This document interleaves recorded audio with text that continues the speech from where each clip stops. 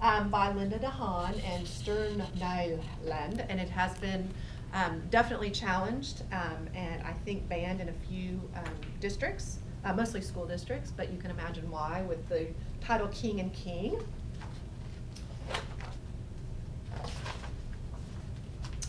On the tallest mountain above the town lived a queen, the young crown prince, and the crown kitty. The queen had ruled for many long years, and she was tired of it. She made up her mind that the prince would marry and become king before the end of the summer.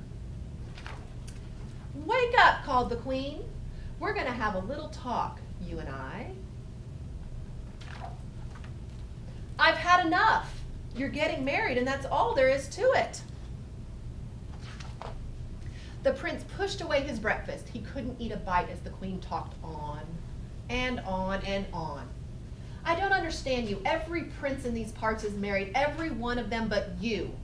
When I was your age, I'd been married twice already." By evening, all that talking had made the prince dizzy. "Very well, mother, I'll marry. I must say, though, I've never cared much for princesses."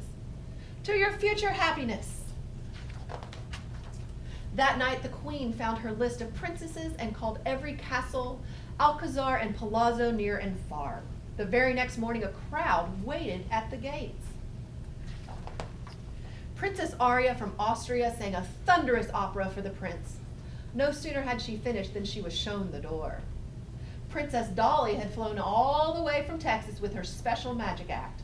The crown kitty was happy to assist. But the queen and the prince were not amused. Next came the funny little princess from Greenland. The prince didn't hit it off with her either, so he really didn't mind when his page promptly fell in love with her. "Boy, those long arms will certainly come in handy when waving to the people," said the prince. As fast as her elegant legs could carry her, Princess Putman from Mumbai stormed out of the palace. The queen and the prince looked at one another sadly. None of this was quite what they had expected. "Wait," called the page, "there is one more princess." Presenting Princess Madeline and her brother, Prince Lee. At last, the prince felt a stir in his heart. It was love at first sight. "What a wonderful prince! What a wonderful prince!" The wedding was very special. The queen even shed a tear or two. Congrats. The two princes are known as King and King. The queen finally has some time for herself, and everyone lives happily ever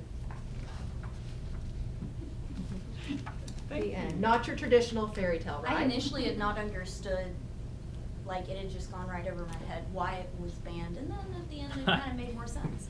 Well, and I'm teaching a room full of teachers right now, Yeah. and we don't talk about when, we don't talk about if, we talk about when. We have children in our classroom who have families. I mean, there's single parents, there's grandparents as parents, there's two moms, there's two dads, and yet they never see their families in books, and they get the subtle idea that their families aren't important or they don't matter. But when they see their families in books, then they say, my family matters. If I have two dads, if I have two moms, and there's a ton of books that acknowledge that if you're doing like a unit on families, but to make sure that every family sees themselves. But some schools don't appreciate families seeing themselves. So.